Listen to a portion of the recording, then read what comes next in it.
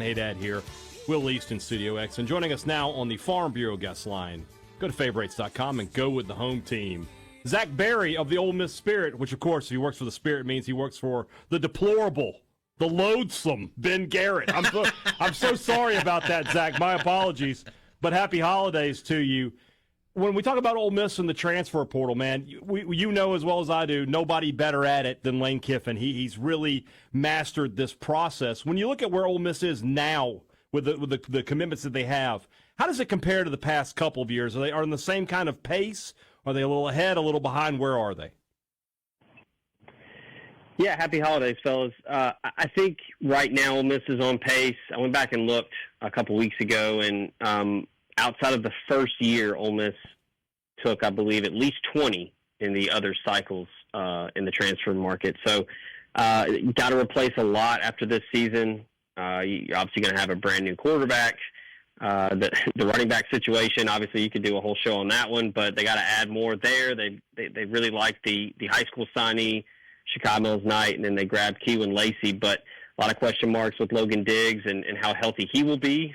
So Ole Miss is still in search of a running back. But, yeah, they're on pace right now. I think it's been a very calculated approach this cycle in terms of being very selective and sticking to we use the term allocate resources a lot. And I think Ole Miss has scouted and evaluated and decided on what each position, the value of each position. And I think last year in the cycle, there were a couple that they got off that number, and they might have overpaid. And I think there were some there wasn't a lot of ROI last year on a couple guys, but this year I think they're being a little more patient. And then with the new playoff format with 12 teams, there's still a lot of teams that are still playing, and there are almost certainly going to be guys off of those playoff teams that are going to get in the portal.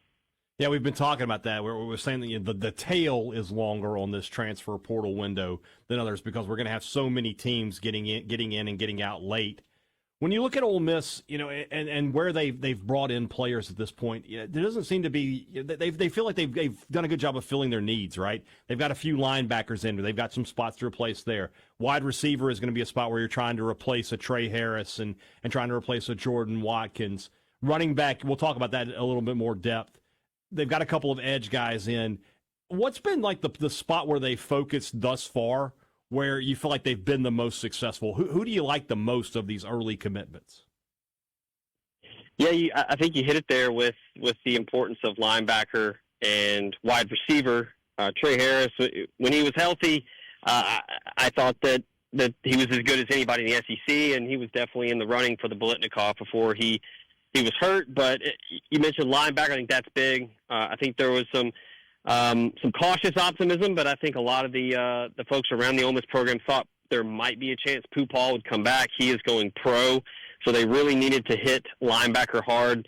They went out and got a really athletic guy in Taj Chambers from Missouri State, former wide receiver that has picked up the trade of linebacker now, so he's long and athletic and can run.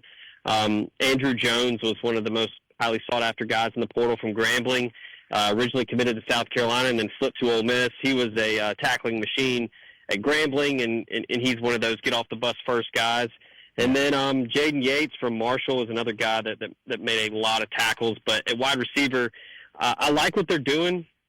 And, we mentioned allocating resources properly. They were after Dane Key from Kentucky, and then they were also after Eric Singleton. Both of them had some pretty high numbers.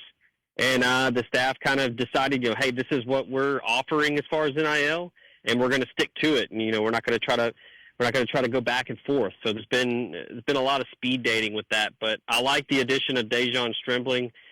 Put up big numbers in a really bad Oklahoma State offense that really struggled this year, and he still was able to put up some big numbers. He's the big body, I think, that's going to step in at Trey Harris's spot.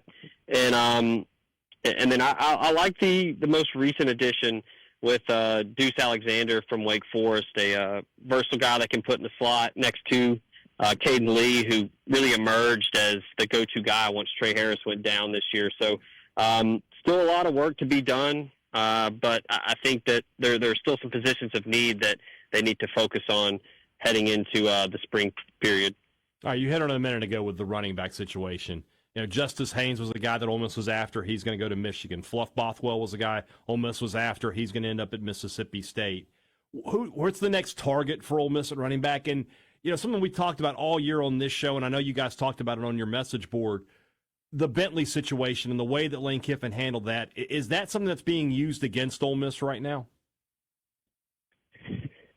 I don't know that for certain. I haven't been in those rooms, obviously, so I don't know what other teams are saying. I wouldn't be shocked. I mean, it's all over the internet. You know, when there's a running back that's linked to Ole Miss, and you know, some of the first couple replies to the tweet are, you know, hey, do you want to go over there and ride the bench? So it's a weird situation. I mean, you mentioned my colleague Ben Garrett. He pressed Lane Kiffin about it, and he finally gave him an answer. And yeah, nobody really knows. It was a weird deal, but yeah, I mean that wouldn't shock me if other teams are using that. But they were able to grab Kewan Lacey, who they really wanted out of high school. I remember that 2 cycles ago. He looked all but, you know, going to sign with Ole Miss, and then Missouri steps in late. He goes there.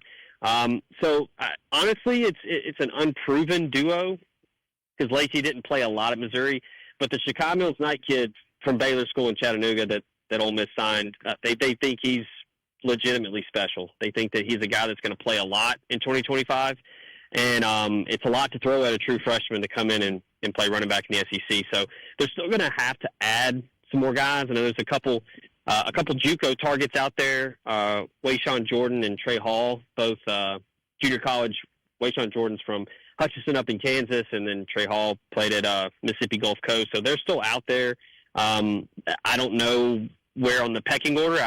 In my opinion, they're probably going to be below the Power 4 G5 guys. So the thing that's crazy, guys, that my colleague Pete Nakos does a really great job of is he makes sure to report when guys sign, because the commitment obviously doesn't mean anything. Yeah. And then signing still doesn't really mean anything because you're just, you know, the school is tied to you. You're not tied to the school, so you can bail whenever.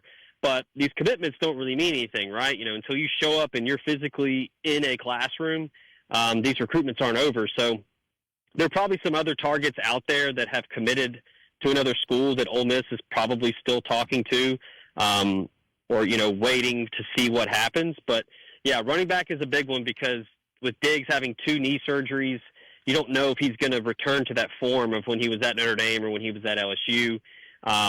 And then you lost a couple guys to the portal, and then obviously Bentley exhausted his eligibility. So they got to add at least 1. I think the staff would like to add 2 so as not to throw too much at the true freshman Mills Knight.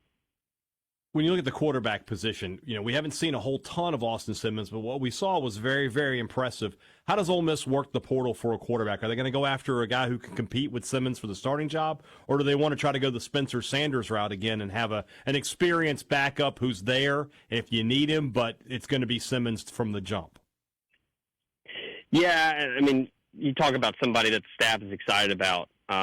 And he's already taken over the leadership role that Jackson Dart had when he was quarterback, when he was helping them recruit in the portal. Austin Simmons has been doing that. I mean, he's the guy, like you said. I think they're going to have to go after either an older guy that is experienced and just kind of looking for maybe one last payday, to be honest, and then maybe get some valuable experience, you know, playing with Lane Kiffin to maybe utilize for some coaching jobs down the road. But it's either got to be that, or it's got to be a young guy that can come in and learn the system and then compete with, you know, Austin Simmons and A.J. Maddox a year later. So that's kind of my thought, is that's what it is, and that's a tough sell, right? I mean, you saw the guy from Bo Pribula from Pitt State. Yeah, he left the team early. You know, everybody was giving him hell for it, and you know, hey, he didn't want to do it, but with the way things are right now, he's got to get in the portal to start talking to people because he wants to go play. He wants to go start.